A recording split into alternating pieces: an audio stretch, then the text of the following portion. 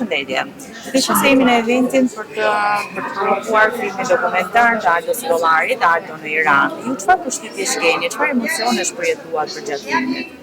Edhe e pam filmin, e pam dhe prezantimin e librit që kishte bërë sekreti i fundit dhe për librin dola me përshtypje shumë të mira, shumë të bukura, po dhe filmi më bëri shumë përshtypje sepse tregonte për gjithë jetën e Iranit, gjithë historiku që nga vitet 1960 ishte për gjithë luftrat që bën çdo popull, për gjithë historinë e tyre, edhe për kampin që është Mekut, edhe për ato si kishte emrin ai zotëria, më fal, edhe ai të gjithë lidhen, tërë ato ishin të gjithë ngjarje shumë bukura, që mua më bën shumë përshtypje dhe më kanë lënë shumë diçka shumë tjetër. Duke qenë se ju e keni ndjekur këtë film dokumentar, a ju ngjan kurrështje ndoshta edhe për ta vizituar si shtet, për të parë bukuritë të saj, për ta parë më nga afër kulturën, traditat e këtij shteti? Patjetër, sepse ky shtet ka një kulturë të larmishme,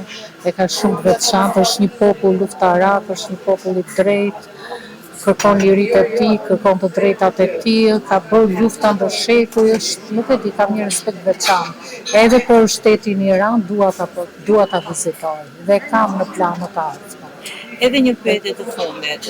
Nga çfarë keni ndjekur deri më tani? Mendoni se kultura shqiptare dhe ajo kultura iraniane kanë të përbashkëta apo janë krejtësisht të ndryshme? Kanë veçantitë të tyre? Jo, kanë disa gjëra të përbashkëta. Kanë likpritjen, kanë luftrat, kanë drejtësinë, kanë pretësinë, kanë gjëra të përbashkëta në historinë e popullit shqiptar. Sigurisht kanë edhe veçantitë. Kanë dhe veçantitë që ka ndryshon.